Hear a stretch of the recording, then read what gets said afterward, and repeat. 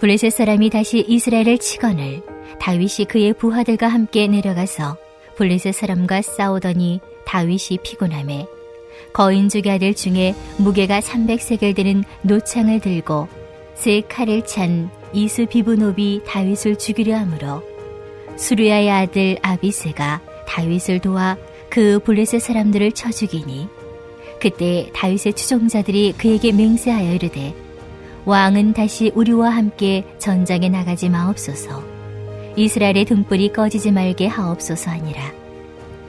그 후에 다시 블레셋 사람과 곱에서 전쟁할 때에 후사 사람 시프게는 거인족의 아들 중에 삽을 쳐 죽였고 또 다시 블레셋 사람과 곱에서 전쟁할 때 베들레헴 사람 야레오르김의 아들 엘하나는 가드 골리앗의 아우 라흐미를 죽였는데 그자의 창자루는 베틀치에 같았더라. 또 가드에서 전쟁할 때 그곳에 키가 큰 자 하나는 손가락과 발가락이 각기 6개씩 모두 24개가 있는데 그도 거인족의 소생이라.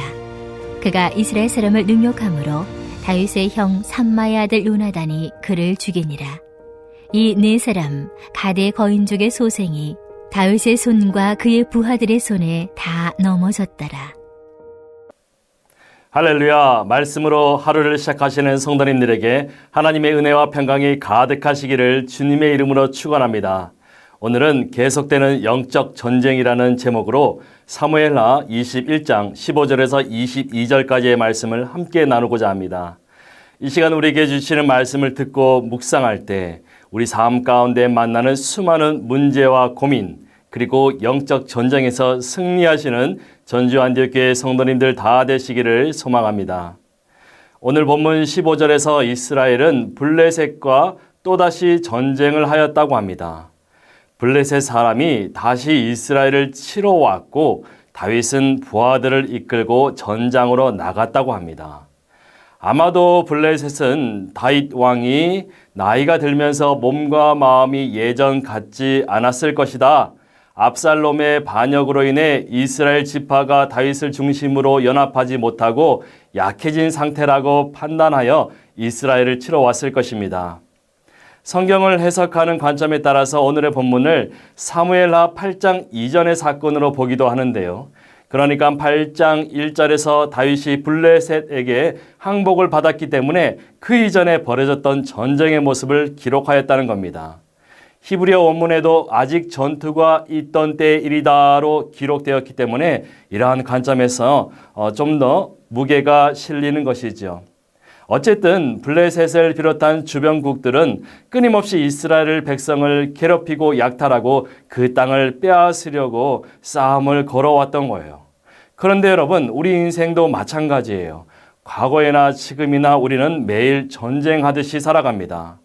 학창시절에는 공부를 전쟁하듯이 했고 또 좋은 대학, 좋은 직장에 들어가기 위해서 남들과 끊임없이 경쟁했으며 직장에 들어가서도 주어진 과업을 완성하기 위해서 밤 늦게까지 야근을 하기도 했고 직장 상사들의 눈치를 보면서 진급하고 살아남기 위해 노력했어요.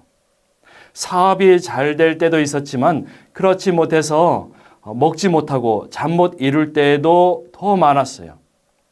남들 다 하는 주식, 코인, 부동산 투자로 나도 성공해 보겠다고 뛰어들었다가 폐잔병 신세가 된 사람도 있죠.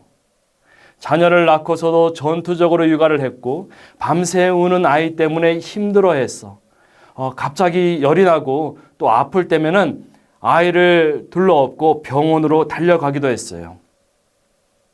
연애 시절에는 반드시 사랑을 쟁취하리라 전투적으로 사랑을 했었지만 결혼 후에 다툼이 있을 때에는 원수 대하듯 다시는 안 볼 듯이 싸우기도 했잖아요.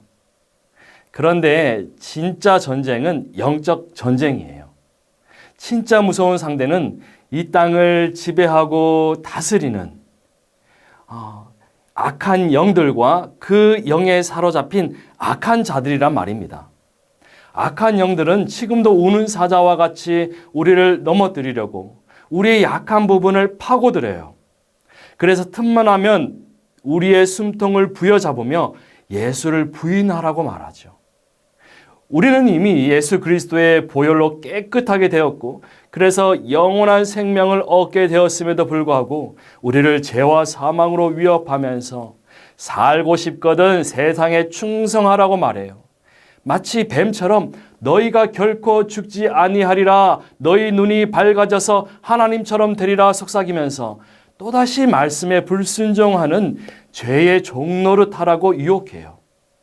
이때 믿음이 없는 자는 영적인 전쟁에서 패배하고 만다는 겁니다.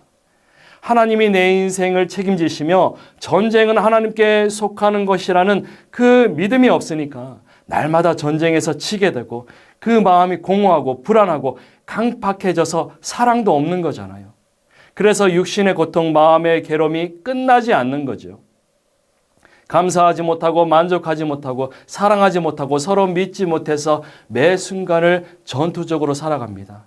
가정에서나 학교에서나 직장에서 전쟁이 끊이지 않아요. 본문 16절에 보니까 거인족의 아들이 전쟁에 나왔다고 해요. 다윗을 죽이겠다고 무게가 300세겔 나가는 청동 창을 들고 나왔어요. 19절에서도 골리앗의 동생이 나왔다고 해요. 이어서 20절에는 손가락과 발가락이 6개씩이나 되는 거인이 나왔다고 해요. 이들은 모두 전쟁에 능한 자들, 전쟁하기 위해 특별히 선발되고 훈련된 자들이란 말입니다. 여러분, 길에서 만나는 신천지 이단들과 말로 붙어서 이길 수 있습니까? 못 이겨요. 왜요? 그들은 믿음이 약한 성도들을 깨어내는 특별한 훈련을 받았기 때문이에요. 세상에서 똑똑하다는 사람들이 왜 사기꾼에 넘어가는 줄 아십니까? 교수, 의사, 변호사, 국회의원, 유명 연예인, 대기업 회사원까지 비상장 회사에 투자한 사람들이 1,000억 원에 가까운 돈을 다 날렸다고 해요. 연 30% 수익을 약속했지만 다음 투자금으로 지급하는 폰지 사기였다는데요. 사기꾼들이 치밀하게 설계한 쩐의 전쟁에서는 그 누구도 이길 수 없다는 겁니다. 왜요? 욕망으로 눈이 가리워졌기 때문이에요. 바벨탑을 쌓아 올렸던 어리석은 인간들처럼 곧 무너질 위태로운 바벨탑에 서로 올라가려고 하는 겁니다. 그럼 우리가 영적 전쟁에서 승리하려면 어떻게 해야 할까요?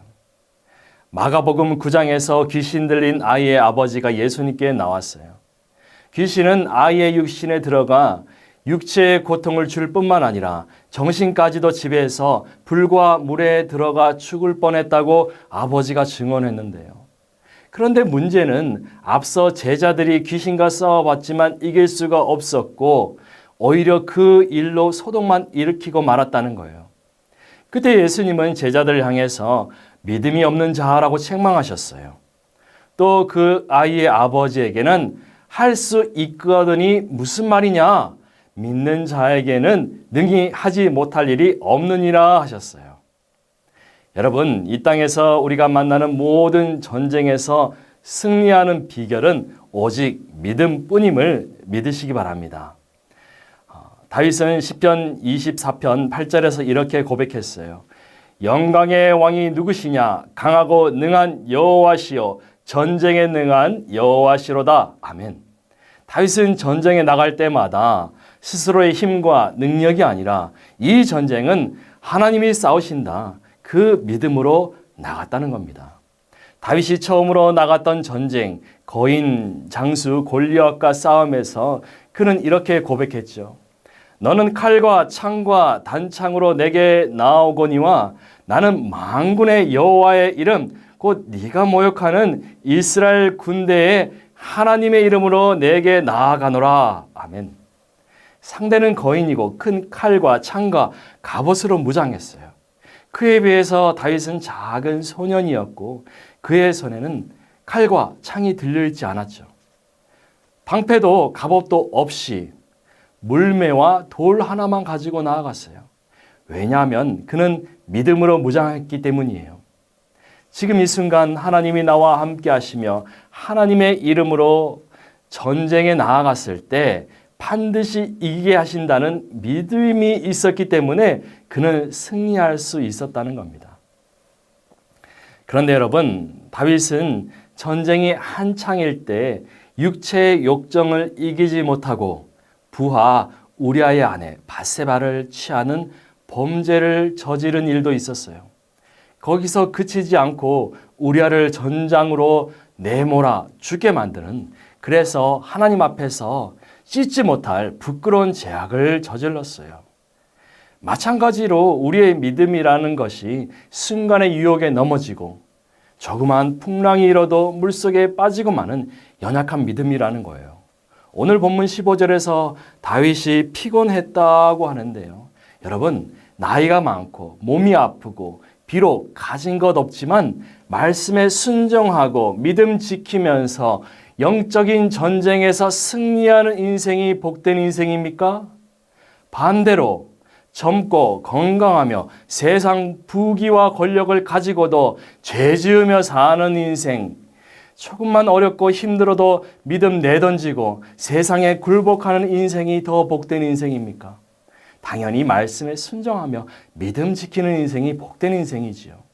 그래서 약한 믿음의 소유자였던 제자들, 오늘 있었다가 내일 사라지는 믿음을 갖고 있던 제자들이 예수님께 물었어요. 왜 우리는 귀신을 쫓아낼 수 없었습니까?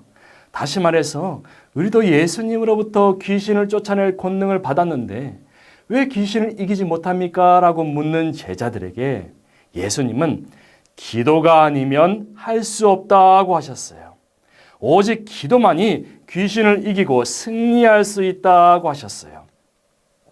누가복음 22장 31절에서 34절에서 주님은 이제 곧 주님을 3번 부인할 베드로를 향해서 이렇게 말씀하셨지요. 시몬아 시몬아 보라, 사탄이 너를 밀 까부르듯 하려고 요구하였으나 그러나 내가 너를 위하여 내 믿음이 떨어지지 않기를 기도하였노니 너는 돌이킨 후에 내 형제를 굳게 하여라. 그가 말하되 주여 내가 주와 함께 오게도 죽는데도 가기를 각오하였나이다. 이르시되 베드로야 내가 내게 말하노니 오늘 닭 울기 전에 내가 3번 나를 모른다고 부인하리라 하시니라. 아멘. 주님은 베드로가 3번 부인할 것을 아셨지만, 그래서 사단의 무릎 꿇게 될 것을 아셨지만, 그럼에도 불구하고 그의 믿음이 바로 서도록 기도하셨어요.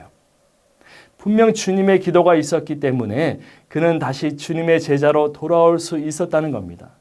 주님이 베드로의 믿음을 위해 기도하셨기 때문에 그리스도의 부활을 증거하는 사도가 되었고 다른 제자들까지도 부활하신 주님을 다시 만날 수 있었으며 또 그들이 모여 함께 기도할 때에 성령이 그들에게 임하셨음을 여러분 믿으시기 바랍니다. 사랑하는 전주 안디옥교회 성도 여러분, 우리가 이 땅을 살아가는 동안 전쟁은 끝나지 않을 것입니다. 육신의 전쟁뿐만 아니라 영적인 전쟁은 계속될 것이며 블레셋과 같은 악한 영이 우리를 끊임없이 괴롭히고 아프고 좌절하게 만들 것입니다. 그럼에도 불구하고 여러분 용기를 잃지 마세요. 우리 주님이 이 전쟁을 이기셨잖아요. 때문에 우리 역시도 오직 예수 그리스도를 믿음으로 예수 그리스도의 이름으로 이 전쟁에서 반드시 승리할 것입니다. 수많은 선택과 갈등, 이해 관계 속에서 찾아오는 문제를 해결하며 때때로 찾아오는 사고와 육신의 질병까지도 이겨낼 것입니다. 예수 그리스도의 이름이 새겨진 깃발을 높이 들고 믿음의 방패와 구원의 투구와 성령의 검으로 무장하며 또 기도와 간구함으로 나아갈 때 골리앗과 같은 유혹과 시험과 죄악에 맞서 싸워 반드시 승리할 줄 믿습니다. 그래서 전능하신 하나님 아버지께 영광 올려드리며 오직 예수 그리스도만이 우리의 구원자가 되심을 온 세상 열방에 선포하며 살아가시는 전주안디교회 성도님들 다 되시기를 주님의 이름으로 축원합니다. 이 시간 말씀을 기억하며 함께 기도하기를 원합니다. 첫째는 우리 인생 가운데 마주하는 수많은 선택의 순간에 죄인의 길에 서지 아니하고 오직 말씀에 순종함으로 승리하는 인생 되게 하소서. 주님이 나와 함께 하시며 이 전쟁에서 대신 싸워주심을 믿고 기도함으로 날마다 승리하는 인생 되게 하소서. 이렇게 함께 기도하겠습니다. 두 번째는 끝까지 인내하며 믿음의 경주를 달려갔던 다윗처럼 새 성전 건축의 비전을 이루기 위해 기도와 간구로 나아가게 하소서. 그래서 다음 세대를 살리는 구원의 방주, 온 세계 열방을 주님 앞으로 인도하는 축복의 통로가 되는 전주 안디옥 교회 새 성전을 반드시 이루게 하시옵소서. 이러한 기도 제목으로 함께 기도하시겠습니다.